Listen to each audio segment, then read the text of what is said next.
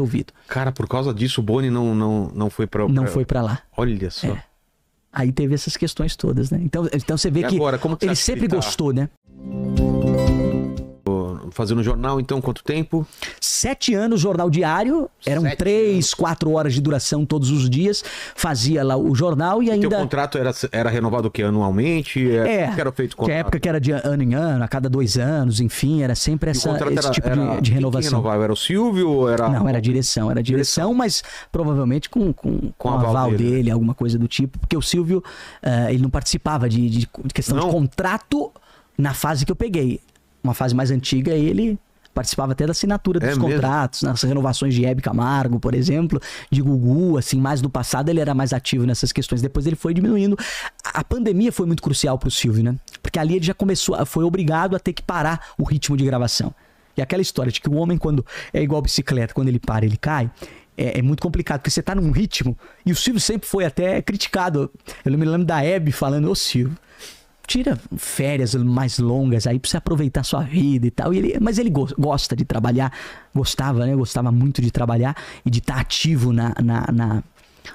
em tudo. Porque ele é o cara que foi dono de televisão, não por poder, ele não foi atrás de concessão pelo poder, ele foi porque ele gosta, é o que ele entende, é o que ele gosta que é a televisão. Tanto é que uma época ele contratou o Boni da Globo. Sei. Chegou a contratar, assinou o contrato, ligou pro Boni, ele ligou tarde da noite pro Boni desfazer o contrato, porque ele não estava concordando com uma cláusula que o Boni ia ficar 100% com a programação.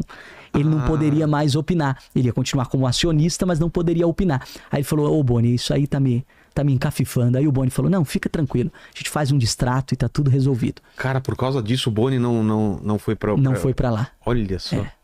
Aí teve essas questões todas, né? Então você vê agora, como ele sempre gostou, né? Agora ele tá afastado, né? Ele perdeu voz ativa. Saúde, você acha? É questão de saúde, você acha? Ou é uma ideia dele mesmo? Não, talvez nem é dele. Talvez é dele também por uma questão de não conseguir, de não ter o mesmo pique, porque na época da pandemia ele parou de gravar. Tá. Então ali ele ficou muito tempo parado. E pra idade que ele tá, se a gente tá acostumado a fazer um exercício já não volta como era antes, imagina na idade que ele tá. Então, mas sempre continuou ativo, dando ideias e tal, mas do final, do começo de 2023, de janeiro de 2023 em diante, aí ele não teve mais voz ativa. Mas acho que é uma forma até da família de preservá-lo, né? Dele curtir esses momentos mais família, que é um momento agora dele mais curtir, do que... Porque imagina um cara que gosta de trabalhar, ficar recebendo notícias, ou alguém ligando e falando, Silvio, tá acontecendo isso, o cara volta a trabalhar. Com certeza. Então, é pior até, né? É importante o isolamento para que ele possa vivenciar essa nova fase dele, né? Tem disso também. Então, inclusive a minha saída foi justamente um divisor de águas do momento em que o SBT vive. A minha saída dividiu o SBT. Então, como que foi sem Silvio Santos A saída acontece... Ele ainda estava lá? Não, aí ele já estava sem voz ativa e longe de tudo. Que ano que foi? Tanto é que antes de eu sair, eles tinham, um bom tempo atrás, demitido uma jornalista. E na época o Silvio ficou sabendo, mandou recontratar ela. Tá. E aí demitiram depois ela de novo. Putz. Só que aí você não ouviu falar na imprensa da demissão dela. Na segunda demissão? Porque abafaram na segunda demissão, para justamente não acontecer aquilo antes. Só que quando eu saí, o Silvio já não estava mais com voz ativa na emissora. Então foi o divisor de águas, inclusive a minha saída marcou a nova era do SBT. Que aí depois foram saindo outros medalhões. Saiu o Pelégio, que estava com 43 anos lá como diretor. Entendi. Saiu depois a Cristina, a Eliana, que foi pra Globo. Foi um bocado de gente. Uma reformulação geral, inclusive de programação, de tudo, de novas ideias. Isso foi a minha foi na metade de 2023, mas desde janeiro de 2023 já estava um novo comando no SBT, já não era mais o Silvio e ele já não estava mais com voz ativa. Voz ativa que eu falo dele até às vezes ligada a um pitaco, mas não mais acatarem como antes, né? E no teu caso, que conversa que teve? Teve alguma conversa ou não? Não, que não era mais interessante pro primeiro impacto e nem para outro programa da casa. Mas você tinha algum projeto em mente? Você pensava em alguma coisa? Eu não... Apresentou alguma coisa? Não o que me foi me dito que não era mais interessante para a emissora, então. Tá. Só foi isso. Só foi isso. Mas foram muito respeitosos. E assim, não é porque você foi demitido que você vai parar a sua vida ou lamentar, não.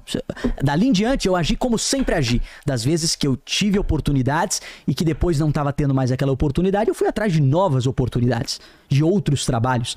E assim fui depois para uma TV aqui em sinal aberto para São Paulo e para Campinas, aqui em São Paulo, a sede dela fica aqui. Ela não tinha ainda nenhum jornal e eu lancei um jornal sem nenhuma estrutura na TV e eu gosto disso, porque aí desafia e mostra como o profissional realmente pode se reinventar. Você nem sempre vai ter uma grande estrutura. Você no próprio SBT, uma época eu fazia o jornal com uma câmera só, operando o TP num pedal. Era um pedal, não tinha operador de TP. Por quê? Uma época era no próprio pedal, não era nem naquele controle digital. Você falando aqui... E operando aqui. E tinha um mouse na minha frente, porque ficava a bancada do outro jornal que não dava tempo de trocar, então ficava a bancada aqui, mas a câmera me pegava daqui pra cima.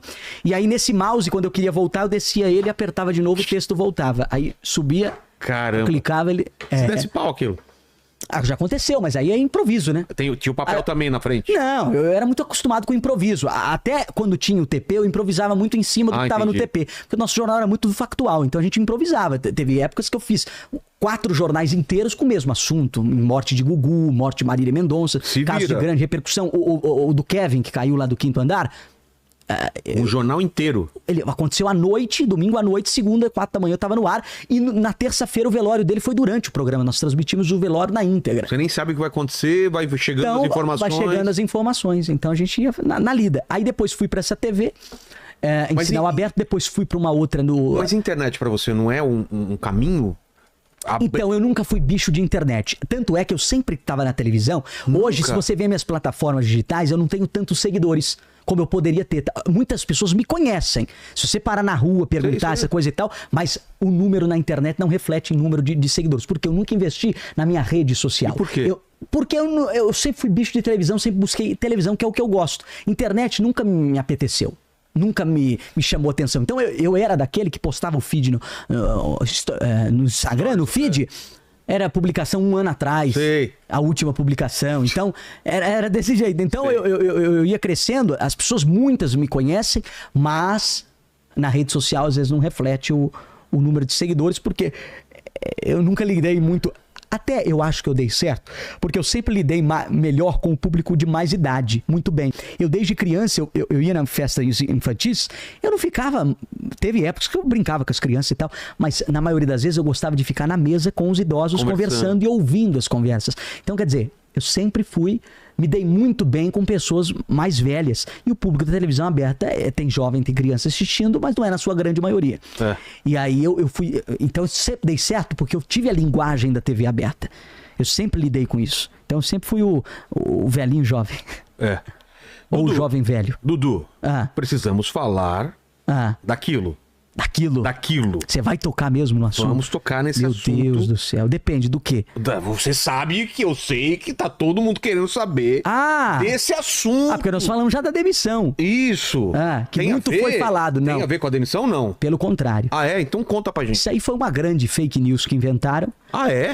Mas tem os seus objetivos. Então vamos lá. Seus objetivos é manchar a imagem, a carreira do Dudu. Mas isso eu já estava acostumado, porque desde o meu primeiro dia no SBT, desde a minha primeira semana, eu não me esqueço disso.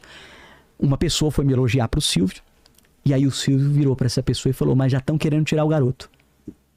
Na minha primeira semana. Então, falaram pra você ou ele falou pra você? A pessoa contou pra mim que foi me elogiar pro Silvio, o Silvio virou... de televisão, eu imagino que deve ser uma trairagem pelas costas. Muito. O pessoal te dando tapinha nas costas e falando assim... já estão querendo tirar o garoto. Então, sempre teve isso. Na minha demissão não foi diferente.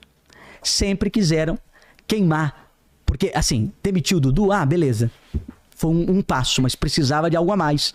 E hoje em dia é muito fácil você inventar uma notícia de alguém. Como eu te expliquei no começo, a imprensa é muito bem amarrada. Você solta num portal, dali a pouco os outros copiam e colam, dali a pouco tá em todo lugar, dali a pouco tem gente no YouTube, no TikTok fazendo vídeo sobre aquilo. Cresce uma história. Uma notinha aqui. Não, nem me ligaram. Sério? Quando deram essa nota, nem e aí, dá portal, sua versão? Dá a sua versão, não.